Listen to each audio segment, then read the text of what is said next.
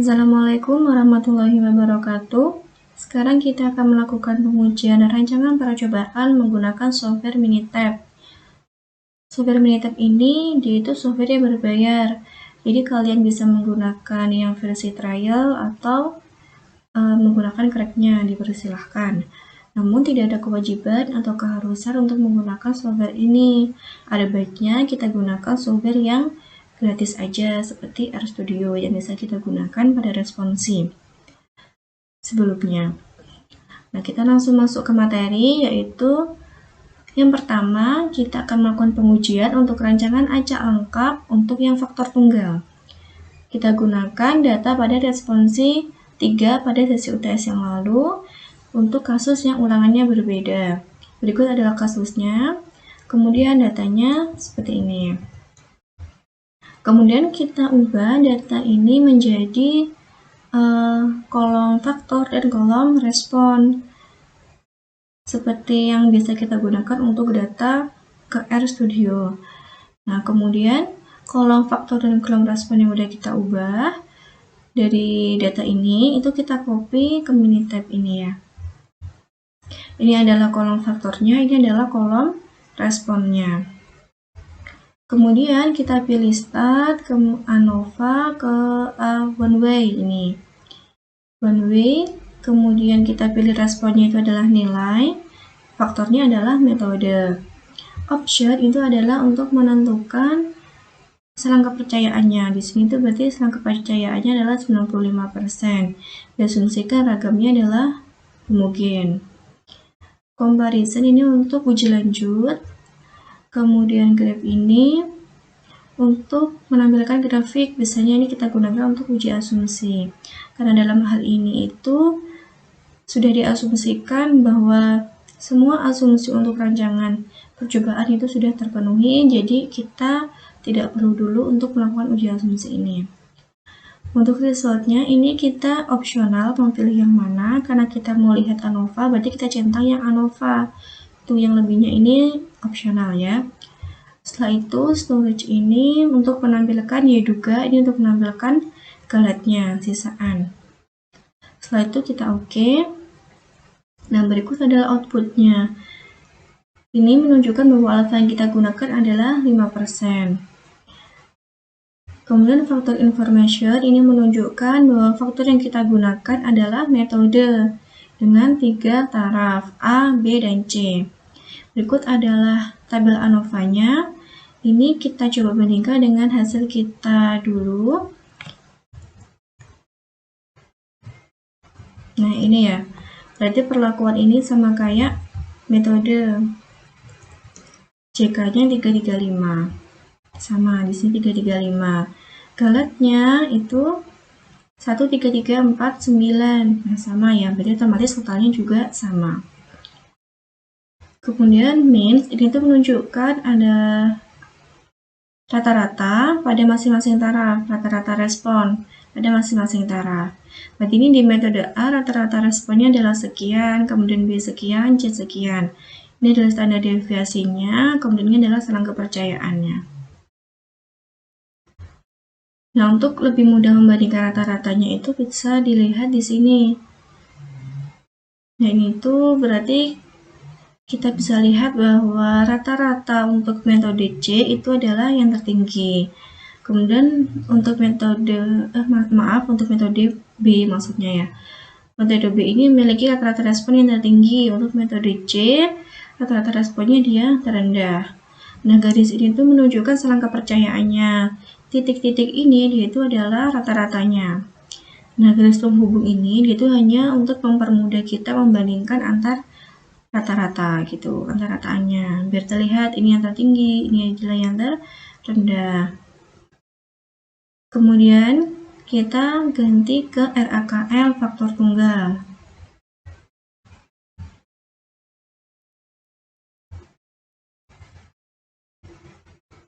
Nah, ini kita masih gunakan data yang sama juga pada responsi keempat, responsi lalu.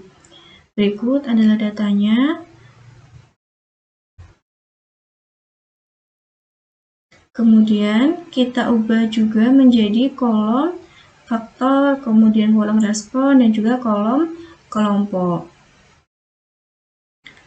Setelah itu, kita kopikan ke sini. Ini ada kolom kelompoknya, kemudian ini adalah perilakunya atau faktornya, dan juga responnya. Setelah itu kita pilih Start, ANOVA, General Linear Model. Nah, kenapa kita beda sama yang tadi? Kalau one way itu dia hanya digunakan untuk satu faktor saja, berarti dia itu hanya bisa untuk yang RAL faktor tunggal. Nah, selebihnya untuk RAKL, RBSL, karena kita membutuhkan untuk faktornya itu juga ada kelompok, misalkan untuk RAKL, untuk RBSL berarti kita butuh melihat bagian baris dan juga bagian kolom, maka kita gunakan yang General Linear Model. Nah, untuk yang RAL, kalian menggunakan ini juga tentunya bisa. Ini kita masukkan, responnya adalah ya terjual, faktornya ini adalah kota dan menu. Setelah itu, nah ini nanti untuk memasukkan interaksinya, karena kita belum butuh interaksi ya di sini. Ini kalau misalkan kita membutuhkan transformasi data, terus graf ini juga sama untuk menguji asumsi ya, seperti yang RAL tadi. Karena ini diasumsikan bahwa semua asumsi telah terpenuhi, berarti kita tidak perlu dulu. Untuk resultnya ini juga opsional. Yang karena kita mau menguji ANOVA-nya, untuk melihat tabel ANOVA, berarti yang ANOVA ini tentu harus dicentang. Yang selebihnya ini opsional. Kemudian storage ini, nah ini juga sama ya seperti RAL tadi, untuk menampilkannya juga, yaitu menampilkan galat, begitu seterusnya. Karena kita belum membutuhkannya, berarti kita tidak perlu mencentang dulu. Ini kita oke. Nah, berikut adalah outputnya. Ini menunjukkan faktor informasinya, ada informasi tentang faktornya, itu ada faktor kota dan menu, ada kelompok sama perlakuan. Jadi ini untuk yang kota dia punya 6 taraf, untuk yang menu dia punya 3 taraf. Nah, berikut adalah tabel ANOVA-nya. Ini kita coba bandingkan dengan hasil kita dulu untuk RAKL ANOVA-nya. Nah, ini ya. Perlakuannya itu berarti di sini apa? Menu. Menu itu adalah perlakuan. JK-nya 538 udah sama. Bloknya adalah kota. Kota sum square-nya 559, ini juga 559 udah sama ya. Skalatnya 543 sama. Berarti udah sesuai. Kemudian ini untuk summary, model summary-nya, itu ada square-nya. Kemudian kalau misalkan kalian mau melihat means, kemudian seperti RL tadi ya tinggal dicentangnya bagian means-nya ya. Kita fokus ke ANOVA-nya dulu. Setelah itu kita lanjut ke yang RBSL. Kita juga gunakan data responsi yang pada waktu RBSL dulu. Datanya adalah sebagai berikut. Mana ya? Ini. Nah, ini ya datanya. Kemudian, nah berikut adalah hasil percobaannya. Ini juga kita ubah menjadi kolom faktor, kolom respon, kemudian ada baris, berarti dalam hal ini barisnya itu adalah hari, kolomnya adalah merek mobil.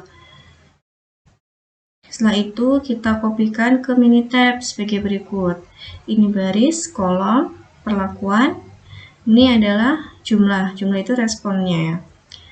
Berarti di sini jumlahnya itu apa? Ini yang 14, 10, 14, 11 ini adalah responnya. Langkahnya sama seperti RAKL. Ini ya ANOVA General Linear Model. Kita masukkan responnya ini adalah jumlah.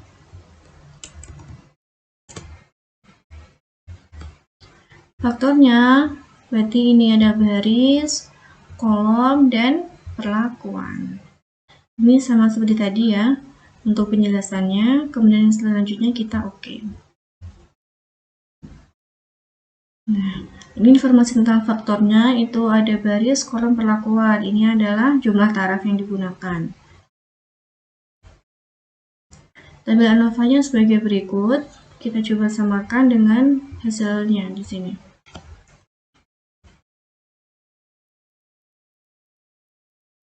Nah, ini tabel ANOVA-nya. Untuk yang baris, dia jumlah kuadratnya 7,36, yang kolom 13,36, perlakuannya 23,76, galetnya 16,8, totalnya sama. Berarti hasilnya sudah sesuai. Nah, untuk yang percobaan faktor tunggal, itu tadi adalah tutorialnya ya untuk menggunakan software Minitab. Kemudian untuk kesimpulannya dari hasil ANOVA ini, itu bisa disesuaikan dengan respons yang lalu sesuai babnya ini ya. Di tutorial ini kita berfokus pada untuk mencari tabel ANOVA-nya saja. Sekian, terima kasih. Wassalamualaikum warahmatullahi wabarakatuh.